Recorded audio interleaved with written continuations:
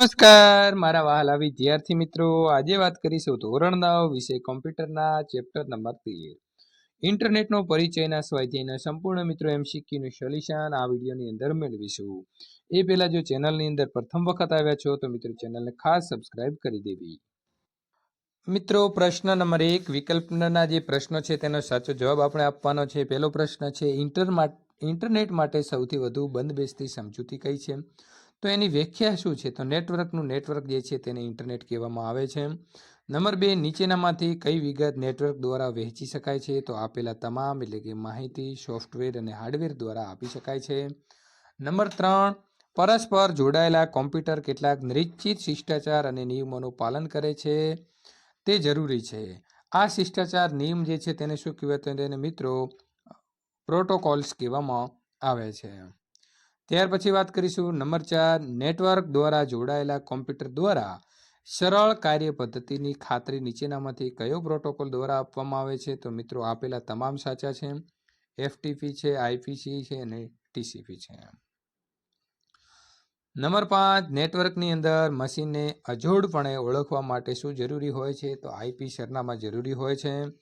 Number 6 IPv4 અને IPv6 શું છે? તો આઈપીના સરનામા છે. નંબર 7 કોમ્પ્યુટર નેટવર્કની અંદર સાચો માર્ગ પસંદ કરી દસ્તાવેજોને આગળ મોકલવાનું કાર્ય નીચેનામાંથી કયા ઘટક દ્વારા કરવામાં આવે છે? તો રાઉટર એટલે કે એ.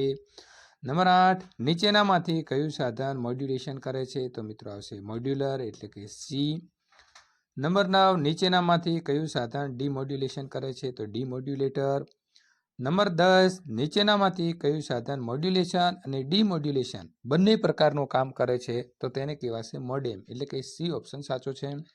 વેબ પેજને વાંચવા માટે કઈ સુવિધાનો ઉપયોગ કરવામાં આવે છે? તો વેબ બ્રાઉઝર. નીચેનામાંથી કયું સર્ચ એન્જિનનું ઉદાહરણ છે? તો ગૂગલ.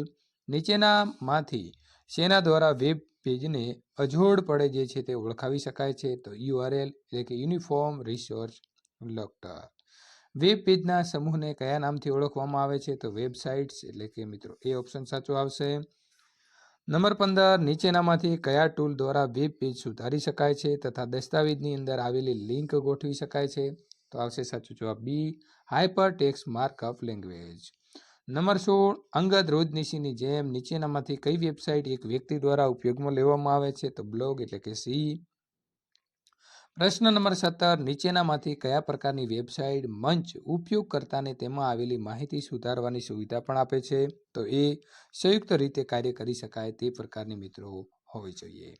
ત્યાર પછી આગળના ચેપ્ટરનું સોલ્યુશન મેળવવા માટે અહીંયા આપેલી એન્ડ સ્ક્રીન ઉપર ક્લિક કરીને મેળવી શકો છો.